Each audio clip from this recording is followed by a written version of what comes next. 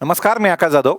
DRDO अर्थात defence research development organisation ह्याच्या माध्यमातून एक मोठी रिक्रुटमेंट सध्या 1061 जागांसाठी प्रकाशित झालेली आहे. ॲडव्हर्टिजमेंट ही स्पेसिफिकली एका कोणत्याही जागांसाठी नसून काही पोस्ट 10वी बेस्ट, काही पोस्ट 12वी बेस्ट, काही ग्रॅज्युएशन आणि काही स्टेनोच्या जागा या पद्धतीने वेगवेगळ्या अशा एकूण 1061 जागांसाठी जी जाहिरात आहे ती DRDOनं प्रसिद्ध केलेली. आपल्या आजच्या शॉर्ट व्हिडिओच्या माध्यमातून आपण त्याबद्दल माहिती घेऊयात.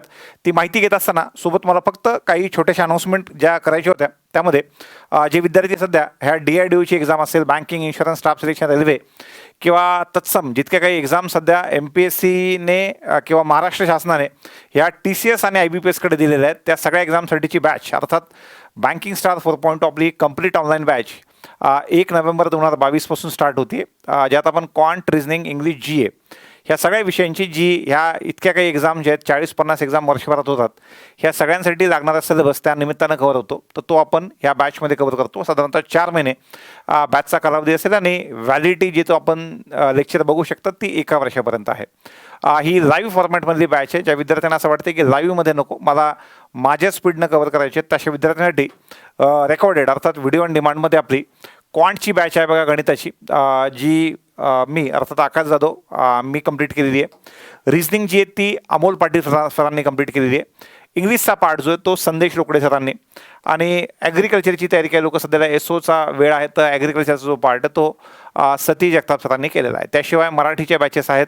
ह्या सगळ्या बॅचेस आपल्या आय प्रथम नावाच्या ॲपवर आहेत. काही डाऊट्स तुम्हाला असतील तर खाली तिकट लाईनमध्ये एक नंबर सुरू आहे, त्या नंबरवर कॉन्टॅक्ट करून तुम्ही ही माहिती जी ती घेऊ शकता. आपण आपल्या व्हिडिओ येऊन जाऊयात आणि DRDOच्या एक्झामबद्दलची सगळी माहिती जी ती आपण लगेच आपल्या या शॉर्ट व्हिडिओच्या माध्यमातून बघूयात. DRDO जी आहे ती defence research and development organisation जी आहे ही मिनिस्ट्री ऑफ डिफेन्सच्या अंडर काम करते, गव्हर्नमेंट ऑफ इंडिया. आणि जितकं काही युद्धासाठी रिसर्च अँड डेव्हलपमेंटचं काम आहे ते ह्या ऑर्गनायझेशनच्या माध्यमातून होतं. त्यांच्या वेगळ्या वेगळ्या पोस्टसाठी ह्या जागा ज्या आहेत त्या निघालेल्या आहेत. 2 टेबल त्याने दिलेले आहे. एज्युकेशनल क्वालिफिकेशनचा वेगळा टेबल आहे आणि वेकन्सीचा वेगळा आहे.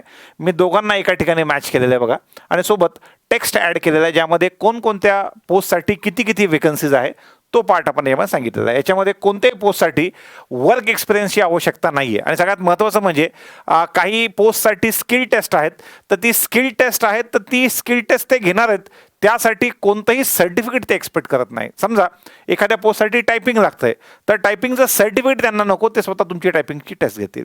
एखाद्या पोस्टसाठी त्यांना समजा डिक्टेशन अर्थात स्टेनो लागतंय तर स्टेनोची टेस्ट ते स्वतः घेतील, स्टेनोच्या सर्टिफिकेटची आवश्यकता नाही. अशा वेकन्सीज भरपूर आहेत बघा. सगळ्यात पहिली आहे ज्युनियर ट्रान्सलेशन ऑफिसर. या पोस्टसाठी एकूण 33 वेकन्सीज आहेत. एज लिमिट 30च्या आत आहे. OBC असेल तर 3 वर्षे जास्त 33 आणि SC ST असेल तर 5 वर्षे जास्त 35 अशा हिशोबानं आहे. त्यासाठी MA इंग्लिश किंवा MA हिंदी पाहिजे. त्यानंतर किंवा त्याला ऑरमध्ये दिले की MA Hindi with something English आणि हिंदी, इंग्लिश जे ते डिग्री लेवलला लागेल. तर ह्या पद्धतीनं याच्यासाठीच्या टोटल विद्यार्थी जे ते आपले पाहणार आहे कमी आहेत, त्यामुळे ह्याच्यावरचा माझा फोकस थोडासा कमी असेल. 33 जागा त्यासाठी आहेत. त्यानंतर स्टेनोसाठी एनी ग्रॅज्युएट आणि विथ त्यांना स्टेनोची एक्झाम द्यायची आहे. तर अशा एकूण 215 जागा आहेत बघा स्टेनोसाठी. तर ज्या लोकांचं स्टेनो झालेलं आहे, चालू आहे किंवा जे लोक आहे अशा सगळ्यांनी अप्लाय करायचं, कारण की त्यांना स्टेनोचं कसलंही सर्टिफिकेट लागत नाही. राज्य शासनाची एक्झाम असेल तर ते सर्टिफिकेट मागतात, केंद्राची एक्झाम असेल तर ते स्वतः स्टेनोची टेस्ट घेतात. तर एक परीक्षा आणि त्यानंतर स्टेनोची एक्झाम अशा पद्धतीने ग्रुप B मध्ये ती पोस्ट आहे. पगार वगैरे खूप चांगला असेल त्यांचा. एज लिमिट पुन्हा एकदा 30च आहे. त्याच्यानंतर आपण बघितलं हे आहे लेवल 6 मध्ये. लेवल 4 मध्ये ग्रुप Cच्या पोस्ट आहेत बघा. पुन्हा स्टेनो ग्रेड 1ची पोस्ट जी होती ती लेवल 6 आहे आणि ग्रेड 2ची पोस्ट होती ती लेवल 4 आहे. ग्रुप Cची पोस्ट आहेत 123 जागा आहेत. पुन्हा सेम, फक्त त्यांच्यामध्ये ग्रॅज्युएशन लागतं, फक्त 12वी प्लस स्किल टेस्ट अशा हिशोबाने लागेल. त्याच्यानंतर ज्या लोकांचं आणि स्टेनोचा कसलाही संबंध नाही अशा लोकांसाठी एकदम बंपर वेकन्सीज 250 आहेत बघा, ज्या आहेत ॲडमिनिस्ट्रेटिव्ह असिस्टंट पोस्टला, ज्यांना 12वी पाहिजे आणि 12वी सोबत टायपिंगची टेस्ट ते स्वतः घेतील. हा नंतरचा पार्ट आहे, त्यामुळे टायपिंगचं कसलंही सर्टिफिकेट लागत नाही, हे मी पुन्हा पुन्हा सांगतोय. तर तुम्ही ह्या पोस्टला अप्लाय करू शकता. याच्यासाठी एज लिमिट जे ते 18 ते 27 असणार आहे. त्यानंतर पुढची पोस्ट आहे बघा, ही ॲडमिनिस्ट्रेटिव्ह असिस्टंट इंग्लिश टायपिंगच्या 250 पोस्ट आहेत आणि हिंदी टायपिंगच्या 12 पोस्ट आहेत. त्याच्यानंतर स्टोअर असिस्टंटसाठी ज्या पोस्ट आहेत बघा, स्टोअर असिस्टंट 12वी पास आहे. ग्रुप सीची पोस्ट आहे 18 ते 27, 134 जागा आहेत बघा. तर 12वी प्लस स्किल टेस्ट एवढंच आहे बघा त्यामध्ये. स्टोअर असिस्टंट, इंग्लिश टायपिंग आणि हिंदी टायपिंग पुन्हा त्यामध्ये 134 आणि 4 या अशा वेकन्सीज आहेत. मला थोडं तुम्ही इंग्लिश टायपिंगसोबत गेलं पाहिजे. सिक्युरिटी असिस्टंटसाठी पुन्हा एकदा 12वी पास आणि सोबत ते फिजिकल फिटनेस टेस्ट घेतील, कारण की सिक्युरिटीसाठी आहे. 41 वेकन्सीज त्याच्यासाठी आहेत. व्हेकल ऑपरेटर म्हणून त्यासाठी 10वी पास पाहिजे आणि सोबत तुमच्याकडे हेवी व्हेकलचं टू व्हीलर, 3 व्हीलर आणि लाईट अँड हेवी व्हेकल या सगळ्यांचं तुमच्याकडे लायसन्स पाहिजे. त्यानंतर नॉलेज ऑफ मोटर मेकॅनिझम दिलेलं आहे आणि ड्रायव्हिंगचा एक्सपिरियन्स दिलेला आहे. तर तुमच्याकडे 2 wheeler, 3 wheeler, light commercial vehicle LCV आणि हेवी कमर्शियल व्हेकल जे त्याचं अनुभव पाहिजे, याचं तुम्हाला लायसन त्या ठिकाणी पाहिजे. त्यासाठी ते 27 एज लिमिट आहे आणि टोटल वेकन्सीज पण त्याच्या 145 आहेत, 145. त्यानंतर फायर इंजिन ड्रायव्हर आहे, 10वी पास त्यासाठी पाहिजे आणि सोबत पुन्हा तुमच्याकडे लायसन 2 व्हीलरचं, 3 व्हीलरचं किंवा लाईट अँड हेवी व्हेकलसाठीचं पाहिजे. 18 ते 27 आहे आणि वेकन्सीज त्यासाठी 18 आहेत. सोबत फायरमन ह्या पोस्टसाठी पुन्हा 10वी pass under 10+2 recognised centre board, physical fitness आणि कॅपेबिलिटी परफॉर्म स्टेनलेस वर्क, त्यासाठी ते सोबत एखादी स्किल टेस्ट घेतील. यासाठी 86 वेकन्सीज आहेत. सगळ्यात महत्त्वाचं म्हणजे आपण एखाद्या अशा 1000 जागा स्टेट बँक ऑफ इंडियाच्या आल्या समजा किंवा एखाद्या बँकेच्या आल्या, तलाठीच्या आल्या, की लाखो ॲप्लिकेशन त्यावर येऊन पडतात. ह्या नंबर ऑफ वेकन्सीज खूप जास्त आहेत स्पेसिफिक कामासाठी. मला याच्याबद्दल एकदम गॅरंटी आहे की यासाठी नंबर ऑफ ॲप्लिकेशन एक खूप कमी येणार आहेत. तुमच्यासाठी खूप मोठी संधी या निमित्तानं आहे. ह्याच वेकन्सीचा पार्ट मी इथे लिहिलेला असल्यामुळं ह्या वेकन्सीच्या टेबलला आता आपल्याला वेगळं सांगण्यामध्ये काही अर्थ उरत नाही. एकूण 1061 आहेत बघा.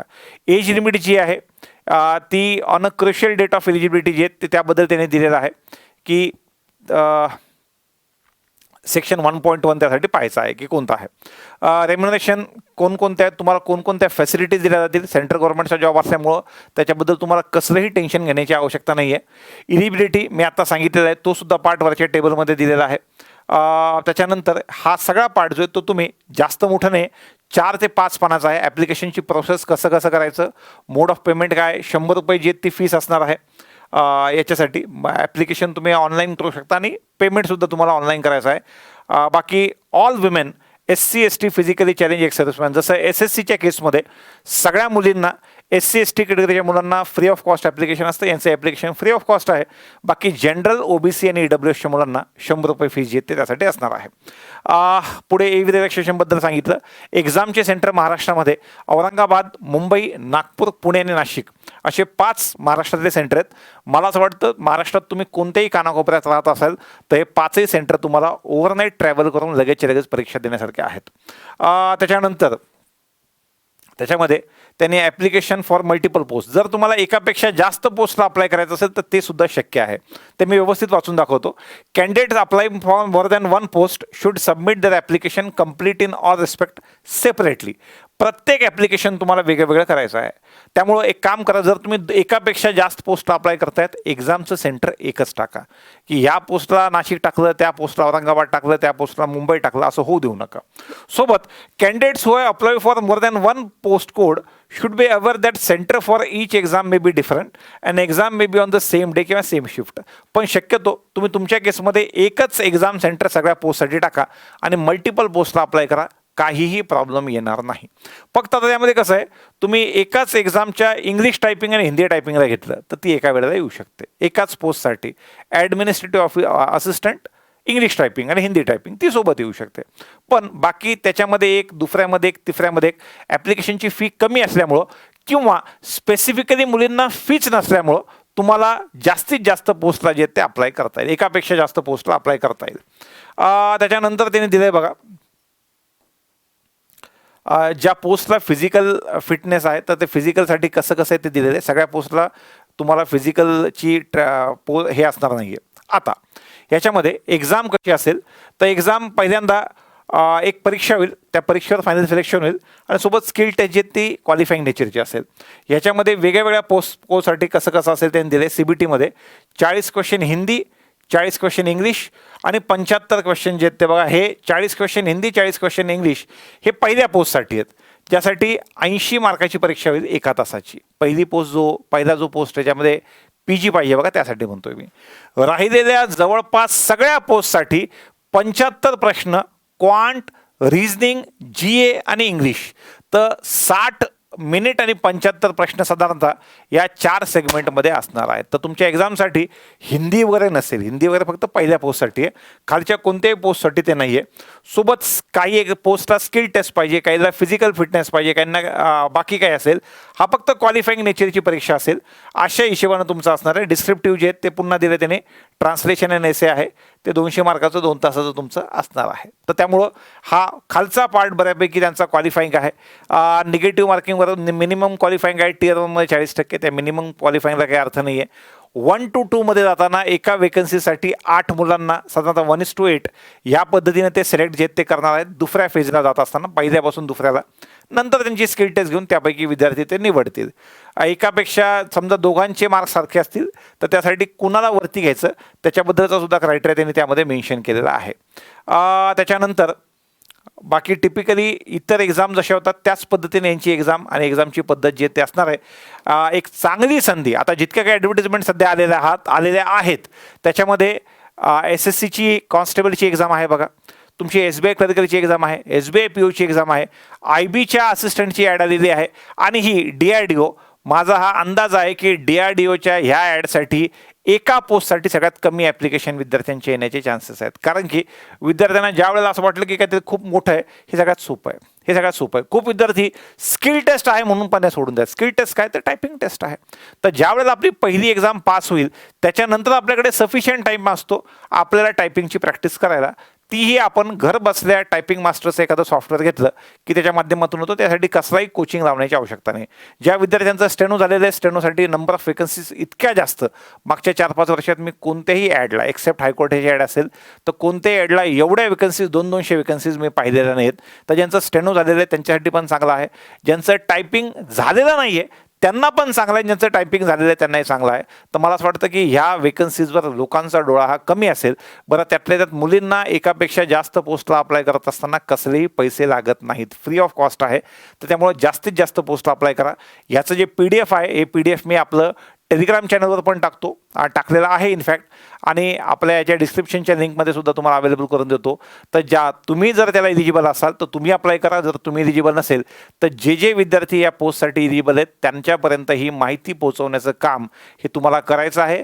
त्याच्यामुळं ह्या परीक्षांच्या चांगल्या संधी आपल्याला स्पेसिफिकली बँक एक्झामचं कॅलेंडर संपल्याच्या नंतर तुमच्या हातामध्ये येत आहेत, ज्यामध्ये SSC GDची ॲडव्हर्टिजमेंट असेल, IBच्या असिस्टंटची ॲडव्हर्टिजमेंट असेल, ही DRDOच्या हे वेगवेगळ्या पोस्टसाठीची ॲडव्हर्टिजमेंट असेल, आणि याच्यानंतर अपकमिंगसुद्धा पुढच्या नोव्हेंबरमध्ये, डिसेंबरमध्ये, जानेवारीमध्ये वेगळ्या ॲडव्हर्टिजमेंट असतील.